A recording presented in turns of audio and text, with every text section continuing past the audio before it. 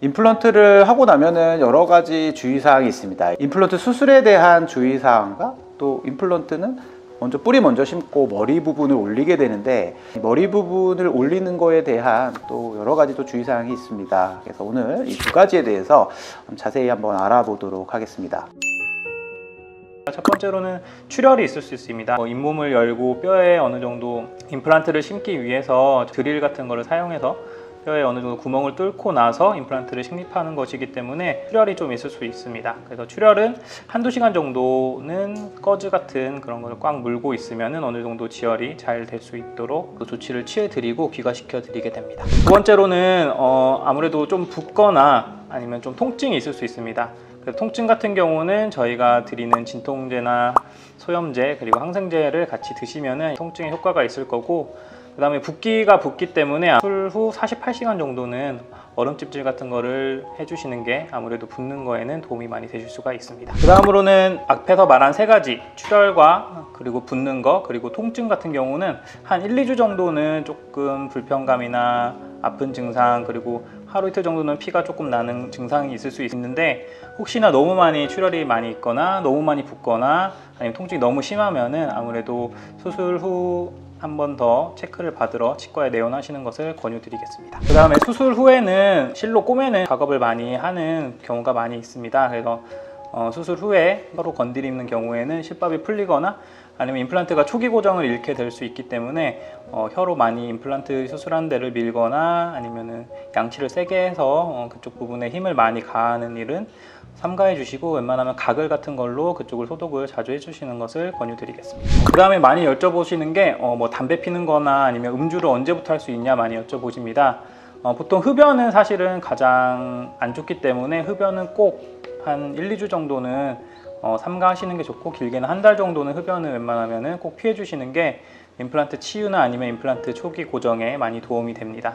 음주 같은 경우도 뭐 어느 정도 1, 2주 정도는 참고 금주하시는 것을 추천드리겠습니다. 임플란트는 사실은 치아가 하나 빠졌을 때 대체하는 경우도 있고, 아니면은 노인들 같은 경우는 틀니를 끼고 있는 상태에서 이제 틀니가 불편한 경우에 임플란트를 어느 정도 도움을 받기 위해서 식립하는 경우도 있는데, 그런 경우에는 틀니를 어느 정도 저희가 조절을 하는 기간을 거칠 수 있으므로 치과에 내원하셔가지고 의사의 지시에 따라서 틀니 같은 경우는 뭐 임시로 쓰던 아니면 임플란트 하기 전까지 조금씩 조정을 받으면서 사용하시면 되겠습니다.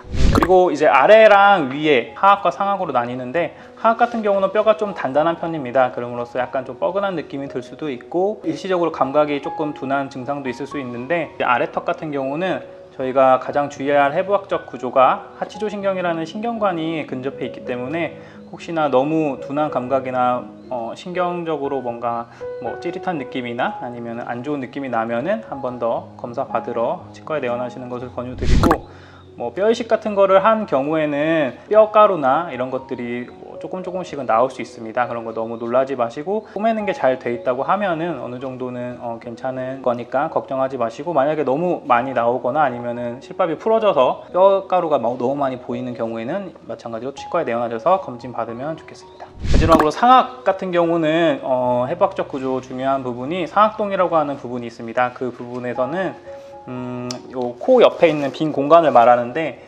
아무래도 이 빈 공간 때문에 그 뼈 높이가 너무 부족한 경우에는 요 공간을 살짝 들어올리는, 풍선을 들어올리듯이 약간 들어올리는 그런 수술을 하게 됩니다. 확실히 어려운 수술이기도 하고 치유 기간도 조금 더 길기 때문에 불편감도 클 수도 있는데, 가장 중요한 것은 코랑 연결되어 있기 때문에 상악동 수술을 병행해서 수술하신 경우에는 코 풀거나 아니면은 코에 힘을 주거나 재채기를 막 크게 하거나 입 막고 재채기 하거나 이런 것들을 주의하셔야 됩니다. 대부분의 환자분들이 임플란트를 한번 하면은 이제 평생 쓸 수 있다고 이제 생각하시는 분이 많이 계신 것 같아요. 네. 저도 임플란트를 여기 하나 했는데 10년 전에 했는데 아직까지는 너무 문제없이 잘 쓰고는 있고, 근데 좀 뭐 관리하는 게 좀 어렵기는 하더라고요. 아무래도 음식물도 좀 끼는 것도 있고. 임플란트는 좀 수명은 좀 어떻게 보세요? 아무래도 임플란트가 나온 지 그렇게 길진 않습니다. 그래서 옛날부터 지금까지 어느 정도 문헌이나 아니면 논문에 나온 그런 것으로 저희가 판별할 수밖에 없는데, 옛날보다는 아무래도 요즘에 임플란트가 훨씬 더 뭐 표면 처리나 아니면은 더 기술들이 많이 발전해서 좋은 재료들로 임플란트가 만들어지고 있고 보통 옛날에는 한 10년 정도 생각을 하는데 요즘에는 아무래도 한 15년, 20년 정도까지도 오는 의사들도 많이 계시고요. 뼈 이식을 뭐 했느냐 아니면 어느 부위에 심었느냐 그런 거에 따라서도 아무래도 수명에 영향을 줄 수 있습니다. 치아와 마찬가지로 이것도 관리가 안 되면은 아무래도 수명이 줄어든다고 보시면 되겠습니다. 결국에는 이제 개인차가 많고 그냥 일반 치아로 생각한다면 사실 치아들도 언젠가는 또 문제가 생길 수가 있기 때문에 임플란트도 비슷하지 않나 싶습니다. 그래서 꼭 알고 계셔야 될 거는 임플란트를 했다고 정말 평생 뭐 문제 없이 지낼 수는 없고요. 그냥 그것도 하나의 치아라 생각하시고 관리 잘 하시고 또 체크도 잘 받으러 오셔야 또 오래오래 쓸 수 있으실 겁니다.